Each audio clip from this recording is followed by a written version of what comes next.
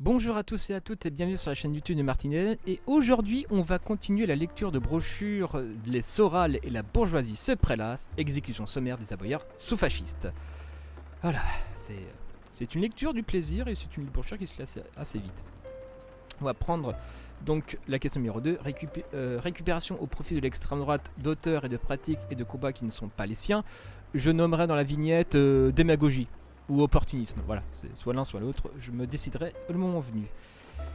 Les dithyrambiques de Soral sont truffés de références parfois explicites à des auteurs qui ne sont pas d'extrême droite. C'est bien connu, la culture c'est comme la confiture, moins on en a, plus on l'étale. Soral tient donc à nous faire savoir qu'il a lu Guy Debord, tout en affirmant par ailleurs qu'il est la partie de l'œuvre de Marx accessible aux publicitaires. Jean-Claude Michat, Michel Clouscar. Référence à l'idéologie du désir ou dénonciation de la récupération de Nietzsche par des intellectuels de gauche. Pier Paolo Pasolini, code intégralement fasciste de la mode, Pierre Carl, etc. De là où ils sont, Debord, Pasolini et Classe ne peuvent pas protester parce qu'ils sont morts. Clairement, ils sont totalement morts. Concernant Michat, les thèses qu'il développe dans ses essais sont contestables. Bon, il faut se remettre dans le point de vue de l'époque, voilà, mais maintenant Michat, il est totalement grillé, quoi. Michat, c'est vraiment libertarien, on va dire ça, libertarien, si on devrait classer, c'est un peu clairement libertarien. Mais il n'en reste pas moins évident que c'est de manière abusive que Soral se sert d'elle comme caution à sa prose d'extrême droite. C'est une genre de, voilà, rouge-brun, rouge pour le côté vaseline et brun, bon, voilà.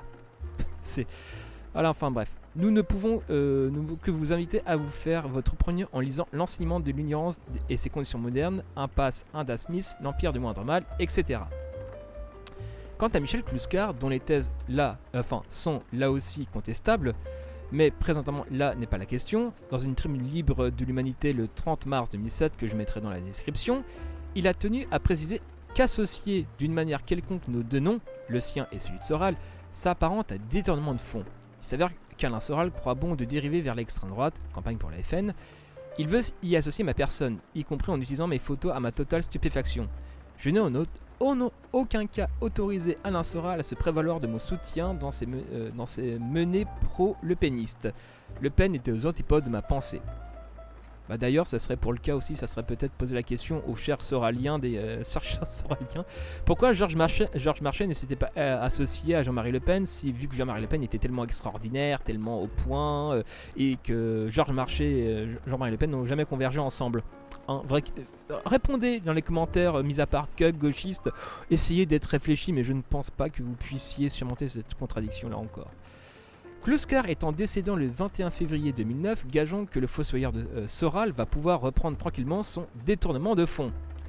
Soral se plaît également à affirmer que Marx voterait aujourd'hui Le Pen, sans doute conscient que cet argument est trop visiblement spécieux.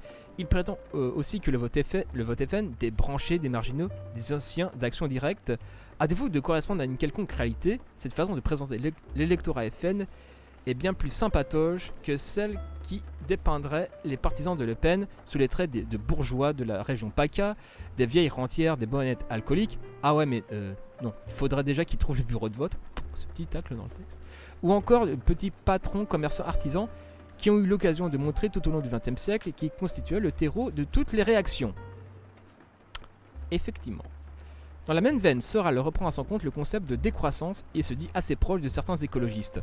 Il évoque aussi un processus de domination par la dégradation du flic.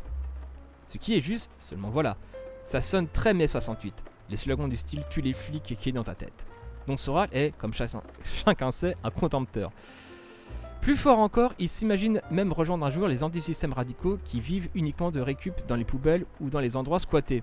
Et il n'hésite pas à prendre la défense de Julien Coupa. Et puis quoi d'autre encore, une apologie des Black Blocs, à un tel stade d'opportunisme et de démagogie, tout est possible. Démagogie toujours, lorsque Soral justifie son soutien au PME en disant que des économistes marxistes prenaient un tel soutien dans les années 90. Économistes marxistes, que bien sûr, il ne cite pas. Et pour cause, soit ils n'existent pas, soit ils ne sont pas marxistes. C'est vrai. Encore une fois, mettez les Soraliens, mettez les blazes. Je suis curieux d'avoir votre avis sur la question. Alain Soral se réclame abusivement de la dialectique. En fait, il ne s'agit que d'un artifice rhétorique bien commode dont il use à chaque fois que son arrivisme ou sa médiocrité intellectuelle menace d'éclater au grand jour. Ainsi, À ceux qui s'étonnent de sa trajectoire politique, Soral répond qu'elle est dialectique. D'ailleurs, ça me fait penser un peu à la tronche en biais, genre ta gueule c'est quantique, là c'est plutôt ta gueule c'est dialectique. Et sa fâcheuse tendance à faire de Karl Marx un apôtre de l'extrême droite. Et devinez quoi? Dialectique. Notons que cette tendance à la récupération de tout et n'importe quoi va au-delà du seul Alain Soral. C'est une véritable mode à l'extrême droite depuis quelques temps. Presque tous se disent maintenant révolutionnaires. En période de crise économique, ça passe mieux que contre-révolutionnaire ou royaliste.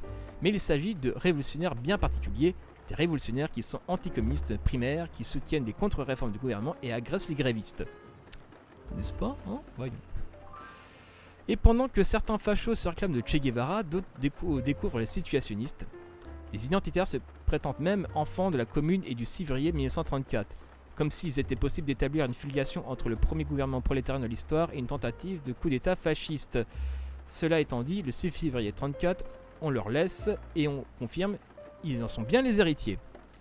Donc voilà, c'était pour l'aspect, on va dire, démagogie de Soral, c'était assez intéressant. Donc voilà, c'était Martin Eden en direct du Goulag. Bisous à vous!